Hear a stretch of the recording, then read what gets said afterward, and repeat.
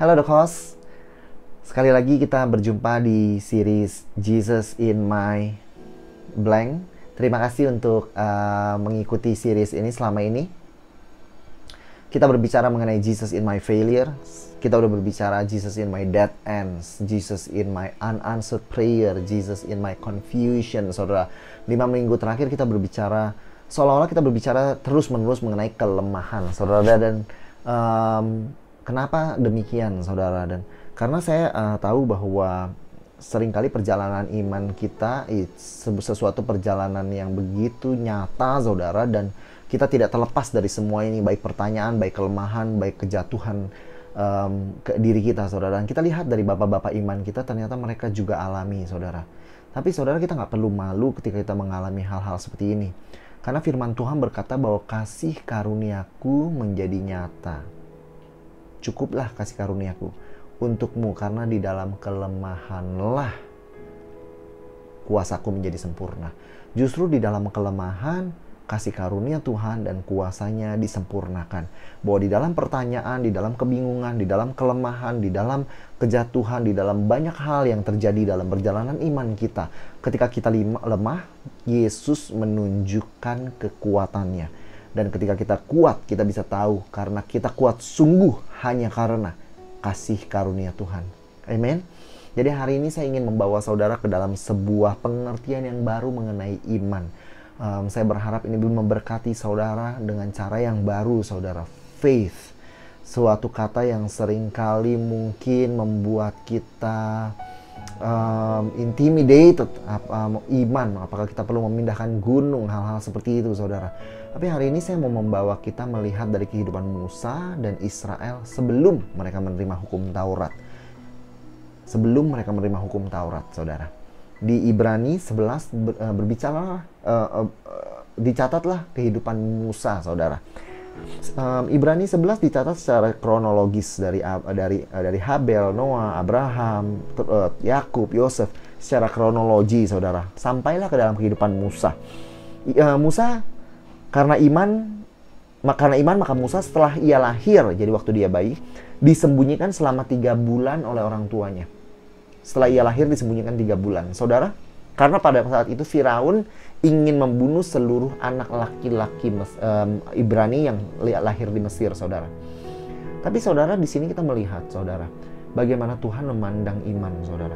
Seringkali kita merasa bahwa iman adalah sesuatu yang begitu besar, saudara, yang begitu signifikan, saudara, yang baru kita bisa merasa itu diperhitungkan, saudara. Perjalanan iman yang luar biasa, memindahkan gunung, saudara. Dan kita dengar kesaksian-kesaksian iman yang begitu luar biasa. Tapi saya ketika melihat kehidupan orang tua Musa, bukankah menyembunyikan seorang anak agar tidak dibunuh adalah suatu yang natural bagi orang tua? Orang tua manapun rasanya akan melakukan hal seperti itu. Tentu karena ada sesuatu di hati mereka yang merasa jangan lakukan ini. Their conscience, mereka ingin agar mereka melakukan yang baik, saudara. Tapi saya merasa itu seperti natural. Tapi ketika Tuhan melihat orang tua Musa, Tuhan melihat iman, saudara. Karena di hati mereka mau menjaga anak ini. Mereka tahu bahwa Tuhan bisa jaga anak ini. Mungkin pada saat itu mereka sembunyikan. Dan pada saat itu, saudara, Tuhan melihat iman, saudara. Bukan di dalam hal yang mengguncangkan sebuah kota, menjungkil balikan sebuah bangsa, saudara, seperti yang mungkin Paulus pernah lakukan. Tapi seorang tua yang berusaha menjaga anaknya karena dia mau berbuat sesuatu yang benar di hatinya, Tuhan pandang itu sebagai iman. Dan ternyata iman, saudara bekerja, exercise, saudara, your faith jauh lebih dari yang saudara bayangkan. Bahwa hari ini you do something, engkau menjaga anakmu, you raise your child, saudara, in a Jesus following way, saudara. You speak something to your child, saudara, yang terlihat kecil mungkin buat saudara, tapi itu adalah iman buat Tuhan. You're trying to bless them, you pray for them, itu adalah sebuah iman, saudara. Dan ketika saudara melakukan hal itu, iman mungkin tidak terlihat besar, tapi iman itu signifikan untuk Tuhan. Iman itu sampai kepada Tuhan. It seems small, but it is significant in God's eyes, saudara. Mulailah kehidupan Musa. Nah, Musa saudara ketika dia dewasa, dia menolak disebut anak putri Firaun. Dia menolak waktu dia melihat orang Ibrani berkelahi dan akhirnya ada suatu kejadian di mana dia harus lari saudara dari Mesir. Dia menolak saudara. Dipandang sebagai anak putri Firaun. Ia menganggap penghinaan karena Kristus sebagai kekayaan yang lebih besar daripada semua harta Mesir. Akhirnya dia tinggalkan Mesir, saudara. Lalu dicatat di Ibrani, dengarkan saudara. Karena iman, maka Musa meninggalkan Mesir dengan tidak takut akan murka raja. Perhatikan, Musa dicatat tidak takut akan murka raja.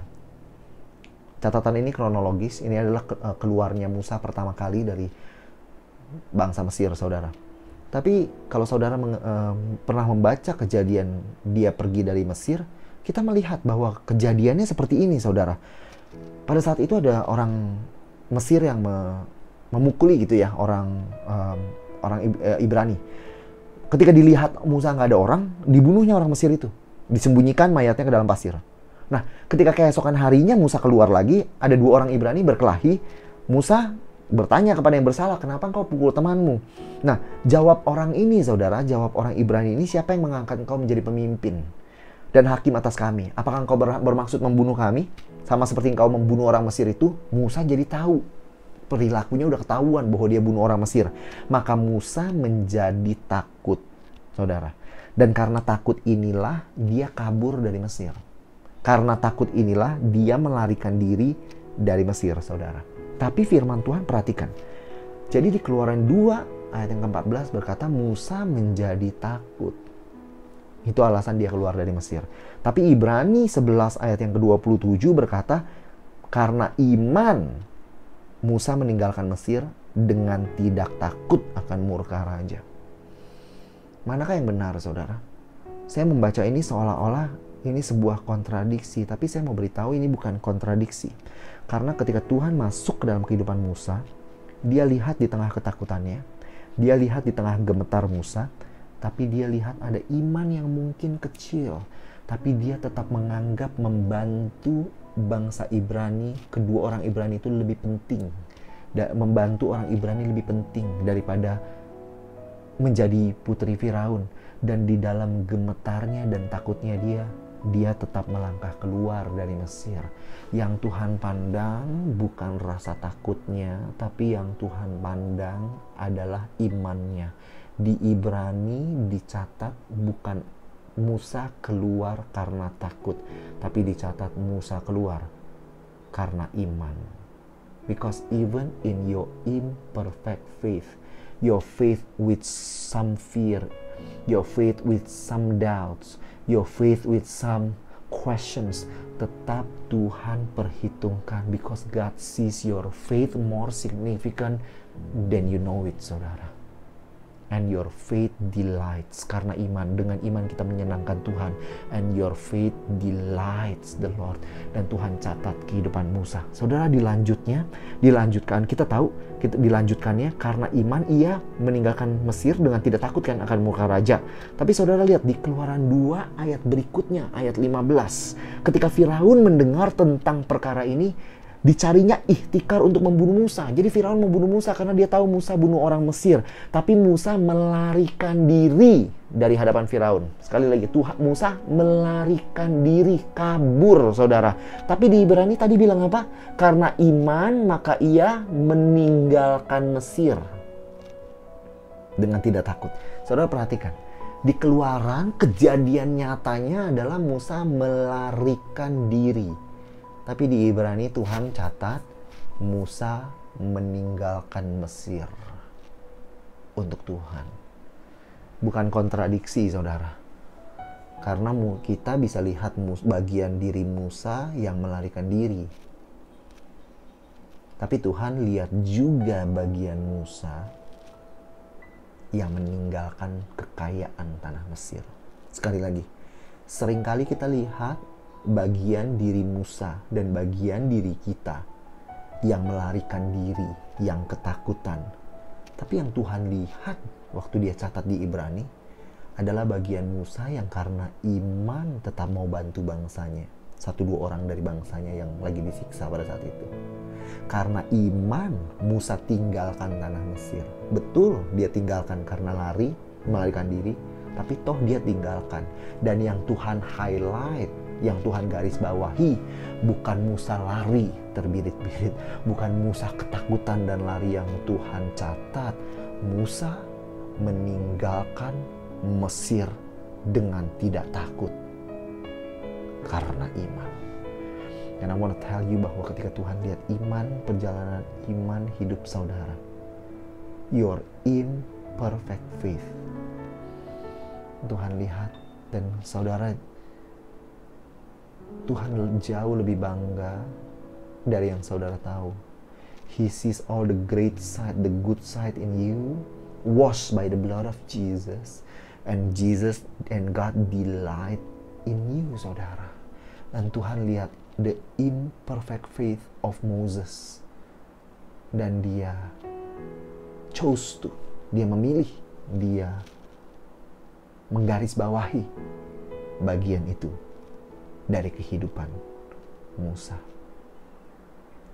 Bagaimana lebih lagi saudara dan saya yang ada di dalam Kristus Yesus.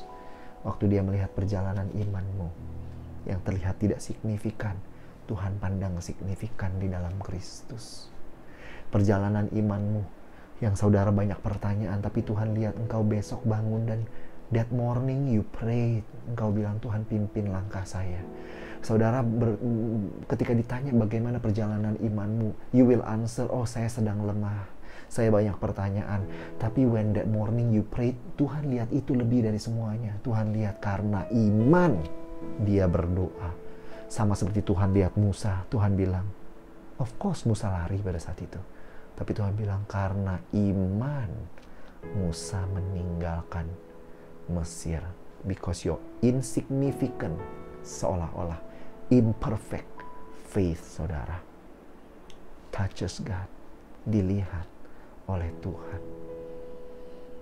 Lalu saudara, kita masuk ke dalam kehidupan orang Israel waktu mau keluar dari Mesir. Saudara perhatikan, this just blow my mind, saudara. Ini I never seen it like this before, saudara dulu. Karena iman maka mereka telah melintasi Laut Merah sama seperti melintasi tanah kering. Saya kira dulu ini karena mungkin baca sekilas, saudara, saya kira ini berbicara mengenai Musa. Tapi ini ternyata berbicara mengenai orang Israel. Karena iman maka mereka, bukan dia, mereka artinya orang Israel, melintasi Laut Merah.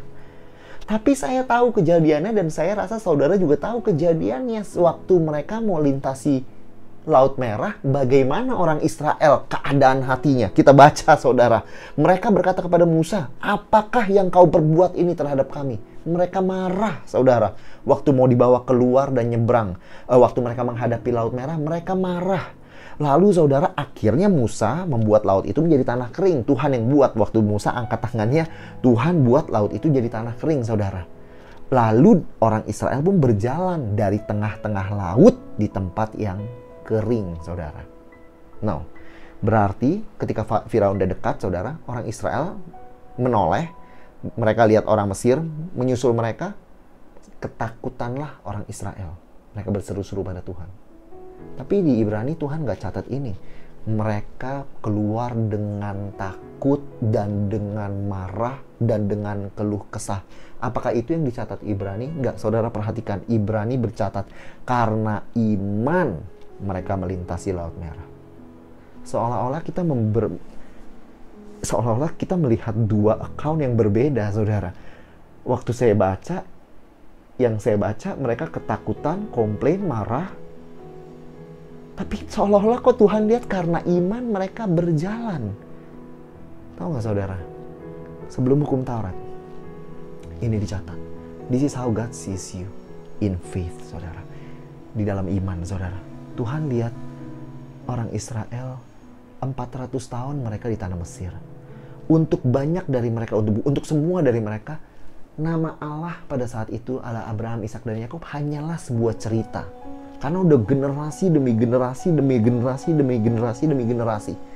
Jadi saudara, waktu mereka berjalan keluar ke Laut Merah, saudara, Itu butuh iman, saudara. Karena seolah-olah ini semua hanya cerita loh yang mereka dengar turun-temurun. Mereka belum pernah lihat Tuhan appear to them. Mereka nggak pernah dengar suara Tuhan yang menggelegar. Mereka nggak pernah lihat itu. Sebelum di Gunung Sinai nanti mereka belum pernah lihat seperti itu. Mereka cuma dengar dari ayah ibu mereka, yang dengar dari ayah ibu mereka, yang dengar dari ayah ibu mereka. Tapi mereka berjalan dan Tuhan melihat bahwa ketika mereka berjalan itu iman untuk Tuhan. Tuhan garis bawahi iman itu instead of dibandingkan dari ketakutan, dibandingkan dari kemarahan, dibandingkan dari keraguan mereka, yang Tuhan catat adalah perjalanan mereka. Waktu mereka jalan ke Laut Merah, itu iman buat Tuhan. Dan Tuhan garis bawahi as if Tuhan mau bilang, I delight in that, saudara. Dan hari ini kalau saudara berjalan dalam kekristenan dengan pertanyaan,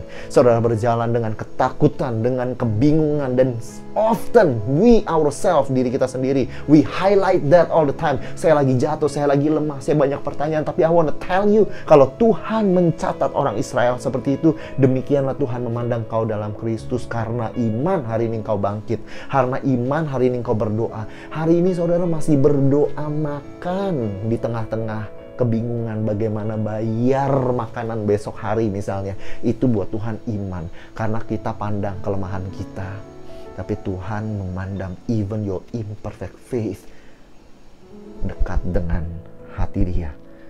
Dan saya rasa saudara, waktu Israel ketakutan, dikatakan di situ mereka berseru kepada Tuhan. Yang Tuhan pandang iman adalah itu. Di dalam ketakutan mereka, benar mereka takut, tapi toh mereka masih berseru kepada Tuhan yang sama. Saudara, di dalam ketakutanmu, waktu saudara berseru, di dalam kebingunganmu, waktu saudara berseru, di dalam kemarahanmu, saudara berseru, seruan itu datang kepada Tuhan sebagai iman. Yang Tuhan lihat bukan keluhan, bukan ketakutan, tapi seruan. Dan yang akhirnya Tuhan lihat, mereka pilih berjalan walaupun mereka pada saat itu ada takut dan ragu. Langkah mereka maju satu langkah, Tuhan pandang berharga. Hari ini untuk saudara yang masih berjalan, hari ini yang saudara, I know it is hard, tapi saudara, you cry out to God, you pray, is a little prayer only, you cannot pray big prayers, tapi semua itu Tuhan pandang berharga, saudara. So there is faith. Iman yang belum sempurna ini, itu iman yang berharga buat Tuhan. My faith nggak sempurna. My faith seringkali saya pandang terlalu kecil dan lemah. Tapi itu berharga untuk Tuhan. Wow. Oleh karena itu perjalanan kita tidak sesulit yang kita bayangkan. Maksud saya, dalam kesulitan kehidupan kita, ternyata untuk menyenangkan Tuhan nggak sesulit yang kita bayangkan, saudara. Saudara perhatikan, Abraham katanya dia beroleh kekuatan untuk menurunkan anak cucu karena iman. Abraham dan Sarah.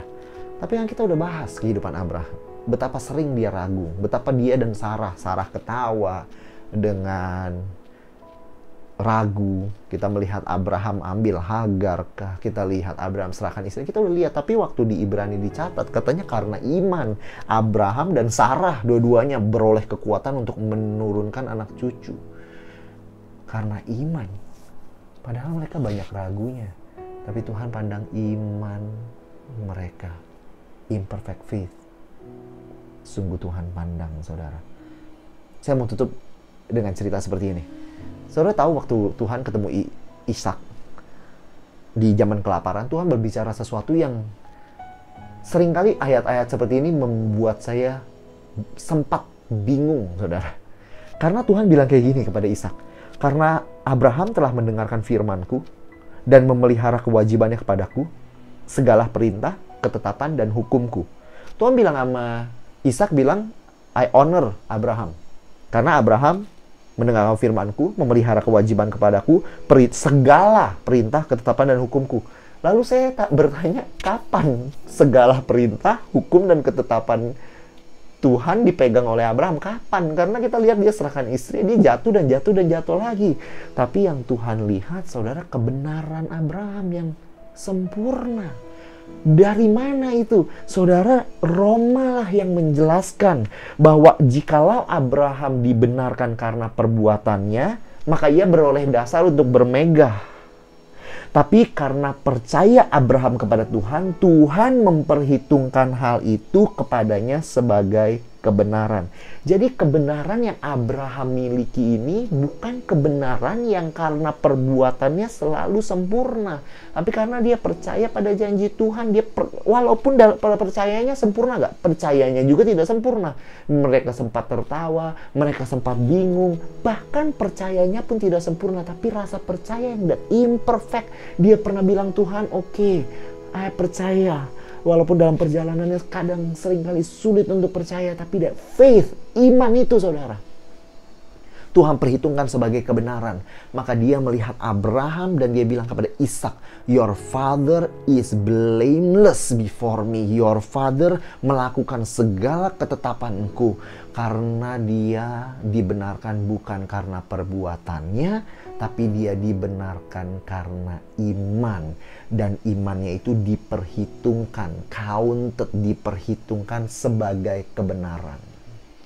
Untuk saudara yang ada di dalam Kristus Yesus,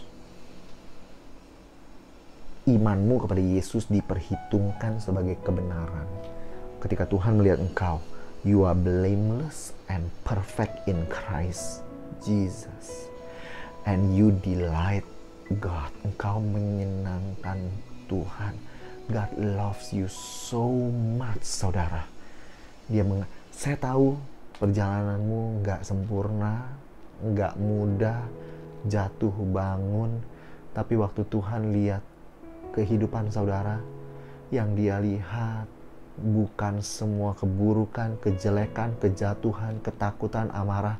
Tapi seperti dia lihat Musa, dia lihat saudara, that imperfect faith touches God. Seperti dia lihat orang Israel yang mengeluh dan marah untuk melintasi Laut Merah. Tapi Tuhan lihat bahwa mereka toh mengambil satu langkah demi satu langkah. Itu Tuhan perhitungkan dan dia bilang, I am proud of you because of that.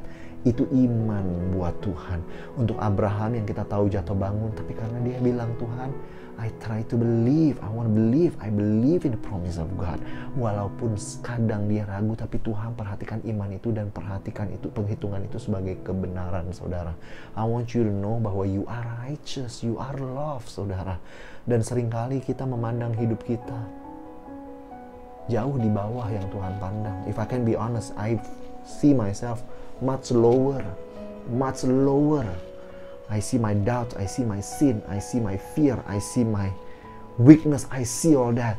Tapi waktu Tuhan lihat kita di dalam Kristus Yesus, yang dia lihat you who are blameless, your imperfect faith dicuci dengan darahnya, and it pleases God, that God is proud of you more than you know, bahwa God sees you more than you know, bahwa God understands you more than you know.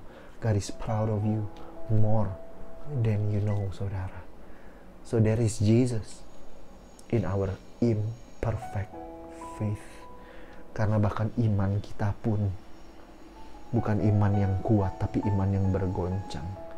Tapi iman yang bergoncang ini pun Tuhan yang pegang, Tuhan yang terima, dan Tuhan memandangnya berharga.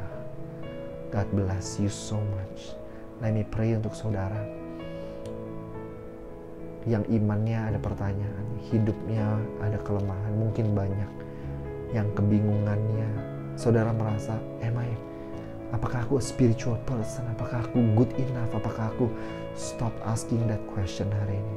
Aku berdoa agar Tuhan, engkau bisa melihat cara Tuhan memandang orang Israel. Before they were given the law, Tuhan memandang mereka bangsa pilihan. Ketika Tuhan memberkati Musa, melihat Musa, dia bukan melihat keburukannya. Ketika dia melihat Abraham, dia perhitungkan kebenaran, dia perhitungkan kebaikan. Dan hari ini Tuhan memandang kau, your faith, imperfect as it may be, is more precious than you know to God's heart. more significant than you know.